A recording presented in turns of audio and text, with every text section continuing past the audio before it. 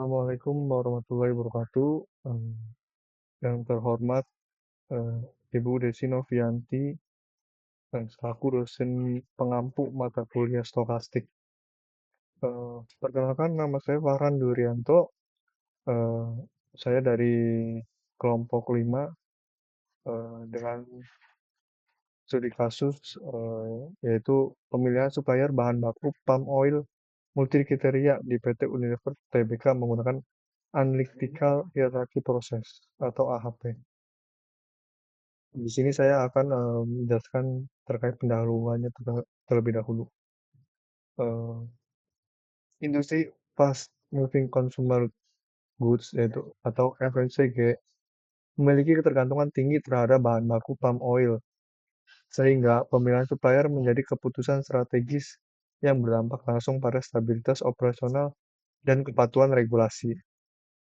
Pada periode 2024 sampai 2025, tekanan volatilitas harga dan tuntutan keberlanjutan termasuk EU Deforestation Regulation, meningkatkan kompleksitas pengadaan bahan baku. Poster ilmiah ini menyajikan studi kasus pemilihan supplier palm oil di PT Unilever Tbk dengan menggunakan metode Analytical Hierarchy Process atau AHP. Pendekatan multikriteria ini diterapkan untuk mengevaluasi supplier berdasarkan aspek biaya, kualitas, reliability, sustainability, lokasi, dan kapasitas produksi, guna menghasilkan keputusan yang konsisten, terukur, dan robust terhadap perubahan prioritas. Eh, Aspek di laporan ini yaitu penelitian ini menerapkan analytical hierarchy proses atau AHP untuk memeringkat supplier palm oil pada industri FMCG berdasarkan 6 kriteria utama. Pembolotan dilakukan melalui perbandingan berpasangan dan diuji konsistensinya. Dilanjutkan dengan analisis sensitivitas, di mana hasil ini menunjukkan supplier B memiliki prioritas global tertinggi dan paling stabil sehingga direkomendasikan sebagai supplier utama. HP ini adalah metode pengambilan keputusan multikriteria yang menentukan bobot prioritas melalui perbandingan berpasangan menggunakan skala 1 sampai 9, di mana bobot ini diperoleh dari normalisasi matriks. Sedangkan konsistensi penilaian diuji dengan konsistensi rasio, di mana keputusan dianggap konsisten jika konsistensi rasio ini atau CR ini kurang dari 0,10. Pada hierarchy contraction ini eh, dengan kita memilih supaya terbaik itu ada aspek-aspek yang kita tentukan mulai dari harga, kualitas, reliability, sustainability, lokasi, dan kapasitas produksi. Yaitu terhadap masing-masing supplier A, B, C, dan D. Eh, Pada perhitungan untuk metrik Peros komparasinya, eh, yaitu kita masuk ke Excel-nya saja terlebih dahulu.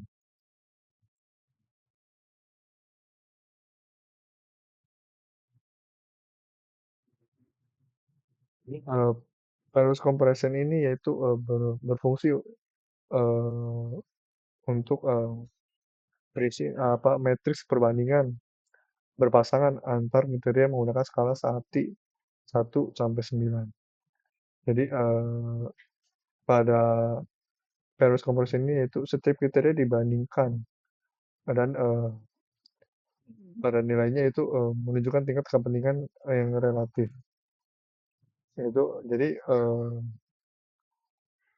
Paris Comparison ini yaitu dilakukan untuk perbandingan berpasangan antar kriteria untuk mengetahui tingkat kepentingan relatif masing-masing kriteria.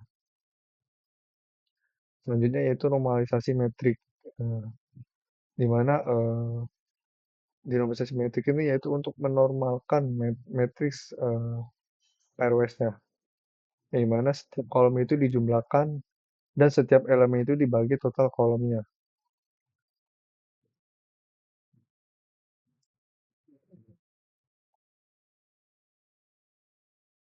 Mana pada kolom dan barisan itu satu dan dibagi dengan total baris hanya. Selanjutnya pun sama seperti begitu. Selanjutnya itu priority vector. Di mana priority vector ini itu berfungsi untuk menghitung bobot kepentingan tiap kriteria. Di mana cara menghitungnya itu rata-rata setiap balik matriks dinormalisasi. Jadi kita eh, menggunakan rumus average atau rata-rata normalisasi metrik.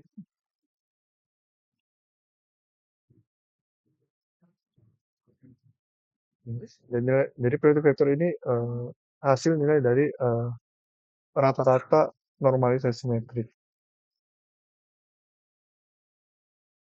Kemudian kita dibuat untuk presentasinya. Jadi priority vector ini menunjukkan bobot kepentingan masing-masing kriteria yang diperoleh dari rata-rata matriks normalisasi sebelumnya. Selanjutnya yaitu konsistensi cek, di mana di sini untuk fungsi menguji apakah penilaian pairwise ini konsisten. Di mana di sini poin yang utama yang diambil itu yang ada pada pertama ada pada coefficient vektornya, di mana di sini kita menggunakan rumus M mult, di mana eh, kolom H ini itu dibagi dengan eh, semua priority vector kriteria, dan Vmax-nya itu eh, priority vector dibagi dengan Waktisa vector, dan dibaginya dengan sesuai dengan kriteria yang sudah ditentukan, harga dengan harga. Selanjutnya pun sama seperti itu. Yang konsistensi indeksnya yaitu Vmax-nya eh, nilai CI-nya yaitu N kurang 1 dibagi Vmax kurang N. Kemudian konsistensi rasionya atau CR-nya itu menggunakan rumus VLOOKUP eh, dan nilai N, di mana CR-nya eh, nilai konsistensi indeks dibagi dengan RI table konsistensi rasio. Selanjutnya itu penjelasan terkait alternatifnya. Jadi di sini kita bikin alternatif untuk setiap kriteria. Di mana di sini di alternatif itu ada bagian untuk pairwise comparison dan normalisasi metrik. Di mana eh, alternatif ini eh, untuk dilakukan perbandingan alternatif terhadap masing-masing kriteria untuk memperoleh bobot lokal alternatif.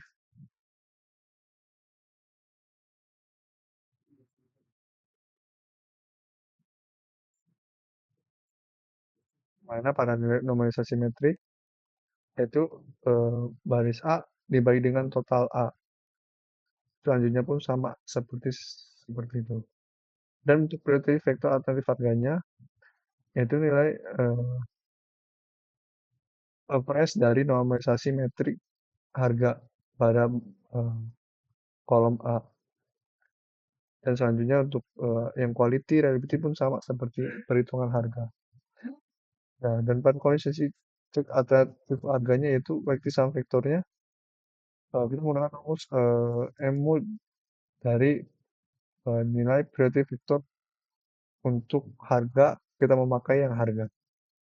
Selanjutnya pun sama seperti itu. Dan untuk nilai Vmax-nya, nilai priority vector supplier A dibagikan baik sum vector yang A. Selanjutnya pun sama seperti itu rumusnya. Dan dimana untuk nilai Vmax-nya itu variance dari nilai Vmax tersebut. Dan untuk percentage index-nya yaitu nilai Vmax dikurang 4 dibagi 4 kurang 1.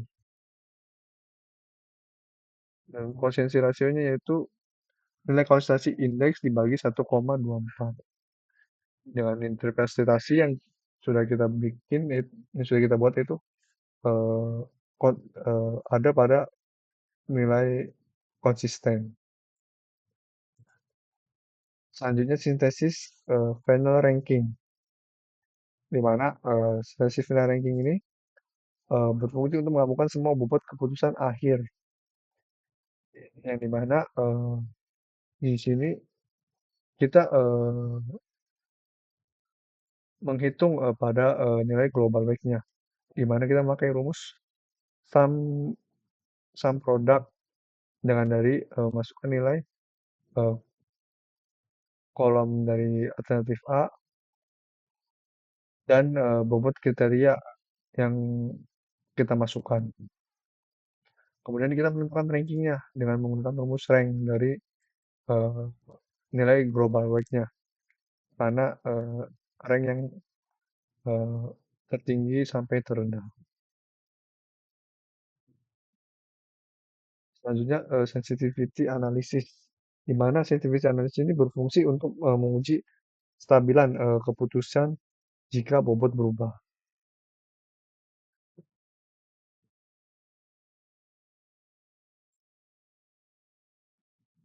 Ini, nah, sensitivity analysis ini jadi dilakukan untuk melihat pengaruh perubahan terhadap bobot kriteria terhadap perubahan peringkat alternatifnya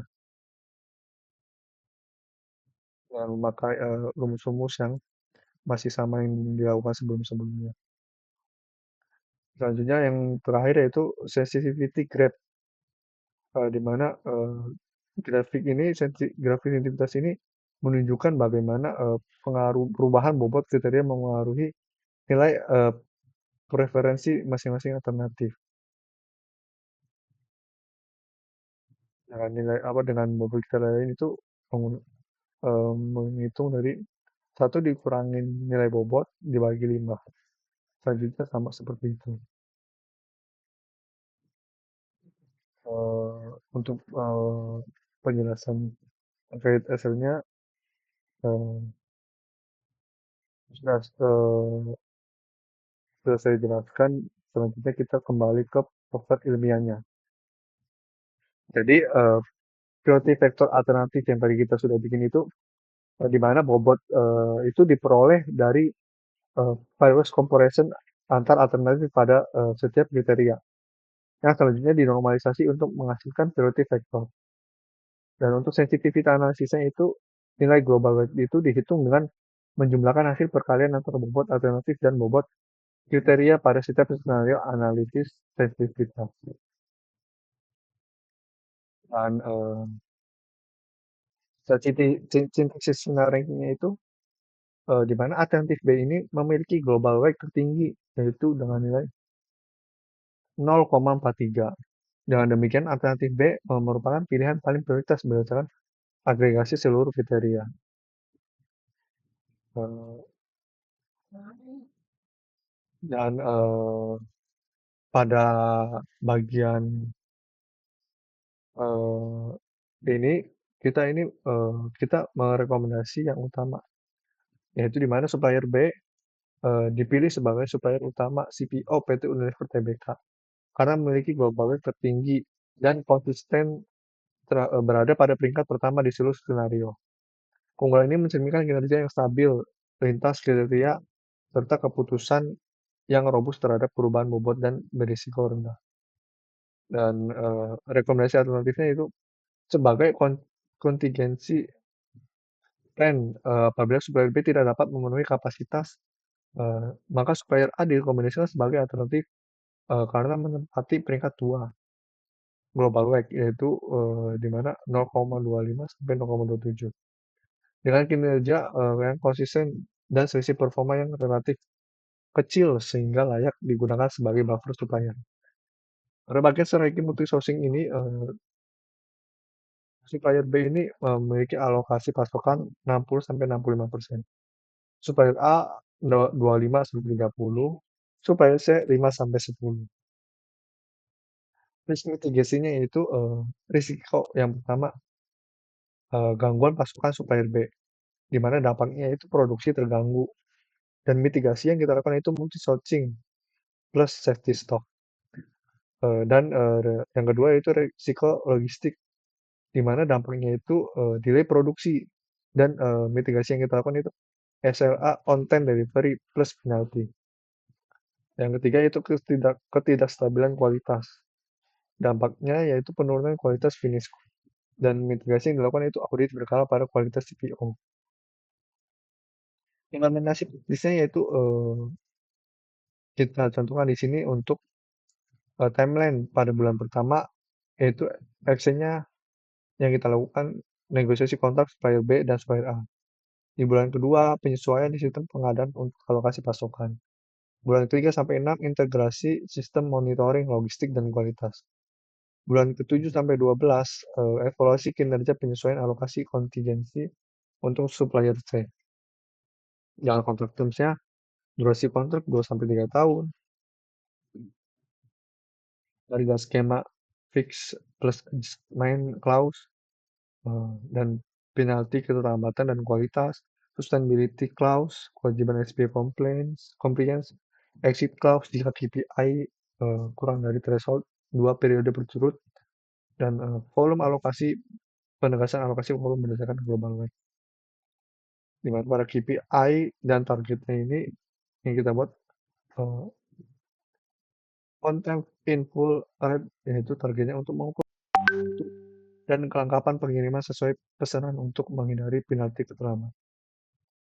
Dan biasanya ada quality defect rate, RSPO compliance rate, price variance stability, dan contract threshold adherence, di mana masing-masing P ini memiliki target masing-masing.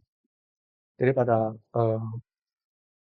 kesimpulan analisis yang kita buat dan kita berikan, yaitu strategi pemilihan supplier CPO di PT Unilever Tbk menetapkan supplier B sebagai mitra utama dengan alokasi 60-65% berdasarkan bobot prioritas tertinggi dalam analisis AHP. Implementasi dilakukan melalui kontrak 2-3 tahun yang mencakup mitigasi risiko gangguan pasokan via multi-sourcing dan safety stock. Keberhasilan program ini dipantau melalui KPI ketat yang berfokus pada ketepatan waktu pengiriman, kepatuhan kualitas, dan standar keberlanjutan RSPO. Mungkin cukup sekian atas presentasi yang saya buat. Kurangnya mohon maaf dan lebihnya semoga bermanfaat. Sekian dari saya. Wassalamualaikum warahmatullahi wabarakatuh.